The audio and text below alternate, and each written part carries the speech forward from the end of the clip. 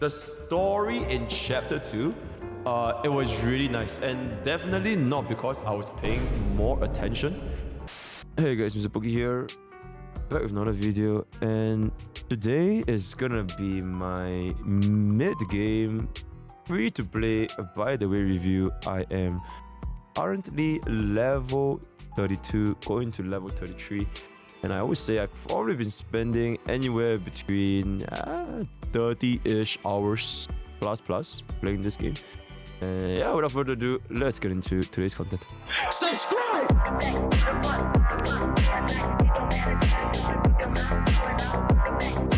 Okay, first feedback I just want to give. Unfortunately, we can't change the room music unless you go into this thing over here. So the moment I leave, it's gone. So, yo, fix that shit, right? Fix that shit. Other than that, I think this game is starting to show a little bit more of what it's good for. I think the two main things are basically combat and story. So let's first talk about the story. Let's first talk about the story. Currently, my story progression is I've pretty much cleared everything over here. As you guys can see, chapter 2 interlude is basically your missions with Grace. Not Grace, Zhu Yuan. This is a very fun mission in which you get to experience our new mommy, Zhu Yuan, right? For both the first mission as well as the second mission. That's what you're going to be getting. Then hard difficulty is pretty much the same. You have to use your own units. I haven't tried it yet. I haven't tried any of the hard mode. Exploration is basically more of your side quest, so not too much to be concerned about. I would say that the story in chapter 2, it was really nice, and definitely not because I was paying more attention to Zhu Yuan because of reasons. Yeah, this chapter was really good. I think it was one of the better moments in the story. Comparable with the Koleda / Bellabok arc, I would say. But it is up there. It is up there for reasons, right? For reasons. Also, do you guys know that I'm completely free to wait, by the way? Okay, but anyways, so that is basically that for the story. I would say that as a non-story enjoyer, I am not too concerned with what this story has to offer yet. But specifically for like the TVs, right? Because the only main places where you see TVs, did we reduce the amount of TVs? If you've been playing these for 30 plus over hours, you are currently at level level 32. Has the amount of TVs reduced? I would say yes and no. Yes, in the sense where the amount of missions reduced.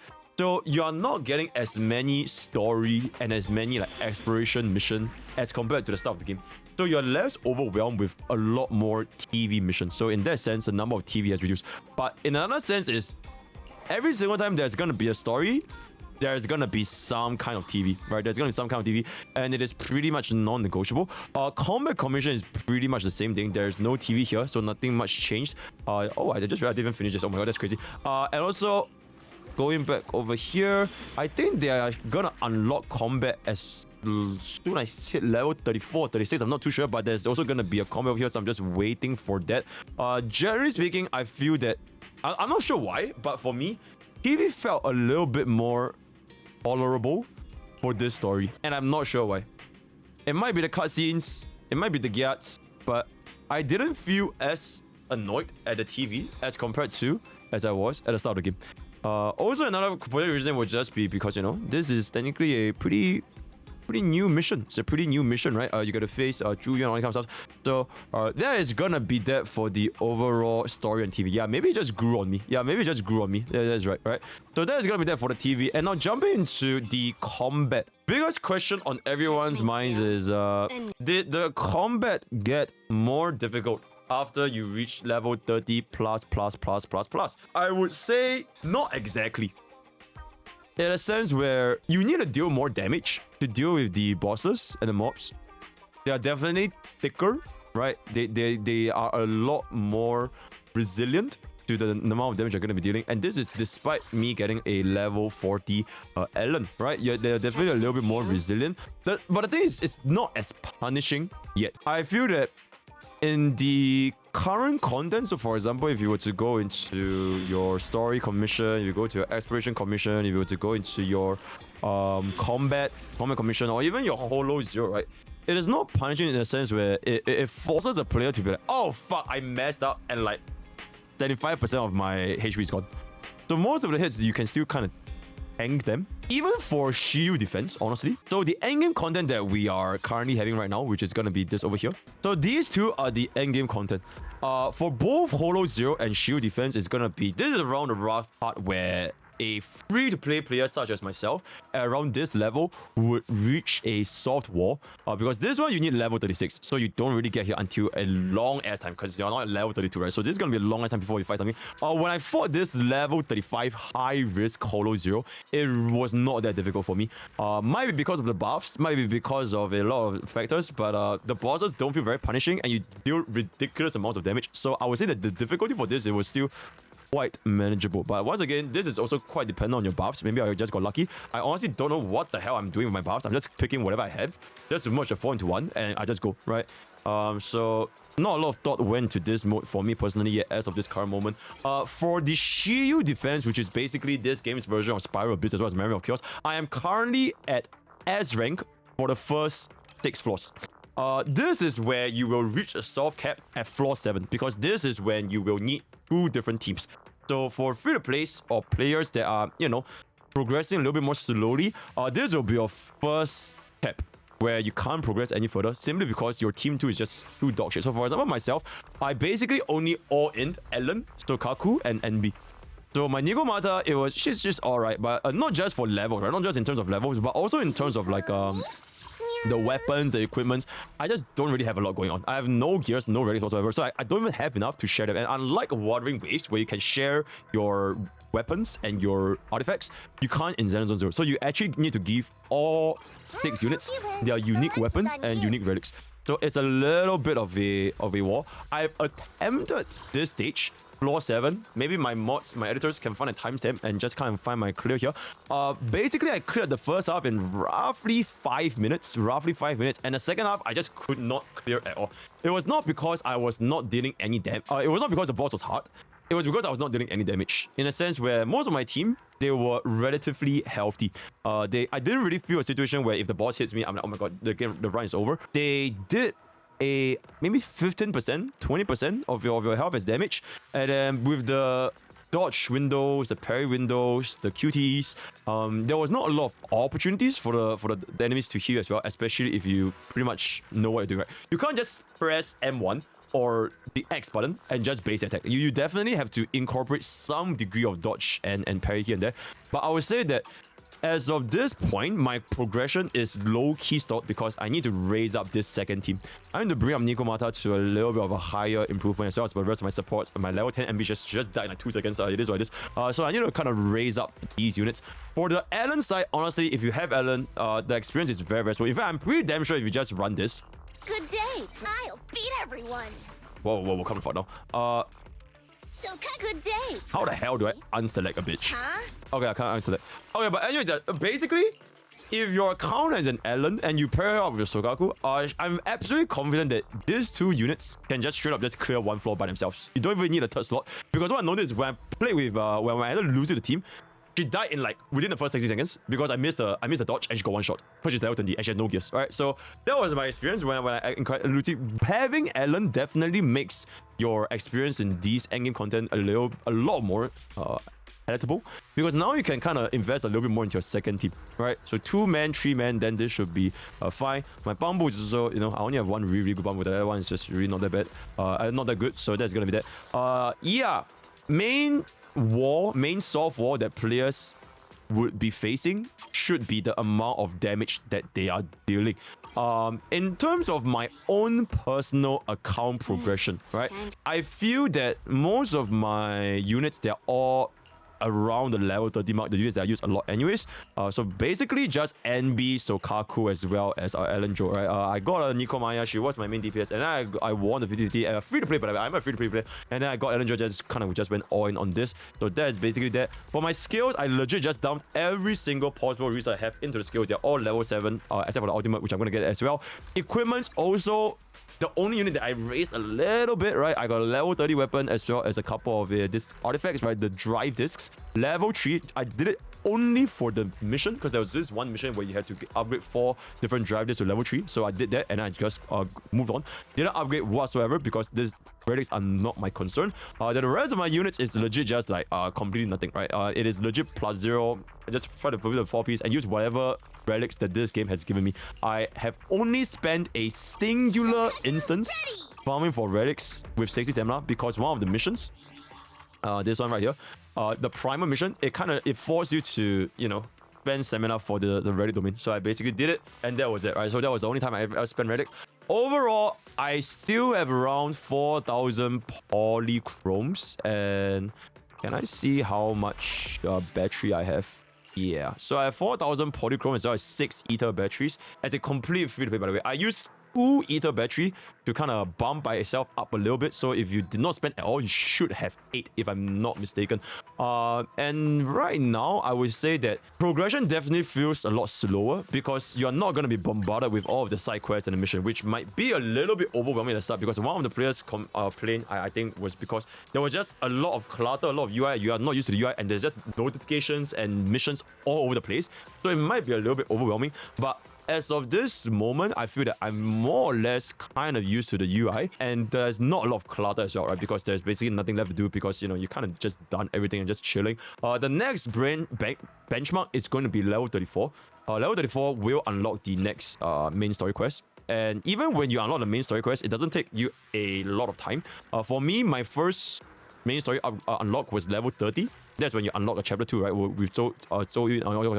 For that, it probably took me like less than 3 hours. I kind of finished the whole thing and I actually did not skip story. I actually listened to the full Zhu Yuan's story mission for reasons, right? I actually listened to the whole thing and it didn't really take that long. So that is basically that for my overall personal progressions. Kind of wrapping up this entire thing. What are my thoughts about Zenless Zone 0 so far?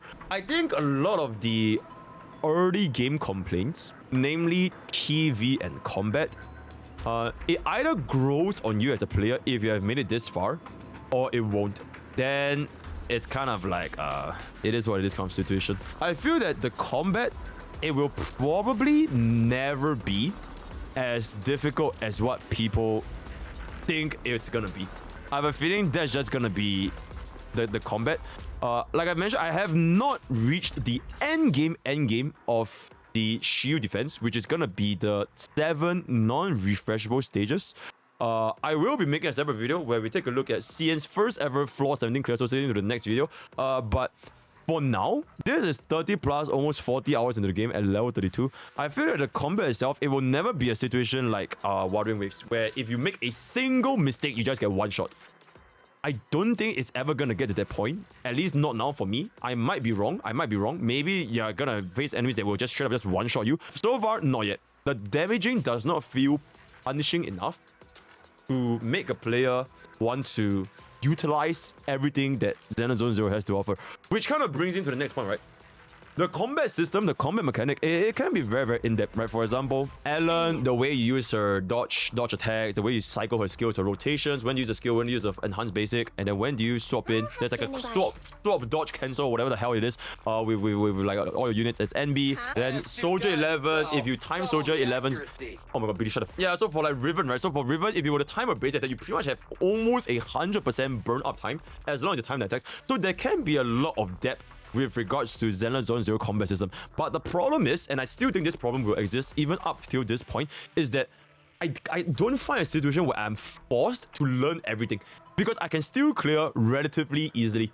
At most, I would say 90% of my personal experience is basic attacking, scaling, ultimate, with the occasional dodge and parries.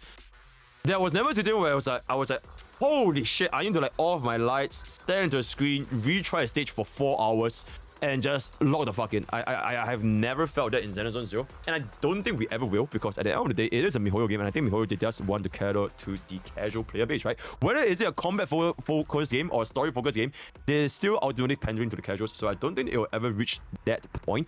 I will say though, there is a little bit more of a stricter requirement for me to utilize days a little bit. So previously, at the start of the game, in the early game especially, if you did not want to use days, Time for some so if you had a main DPS like Ellen, if you had a main DPS like Nico Maya, if you want to just go ahead and spam basic attack and spam your skills and spam ultimate and just kill everything, you could, because enemies just died so quickly.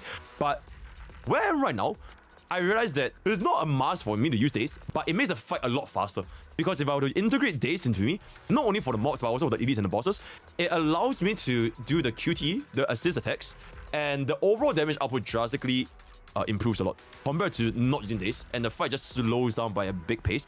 So for me, because on average, I would say that a fight would probably last, like a single stage, right?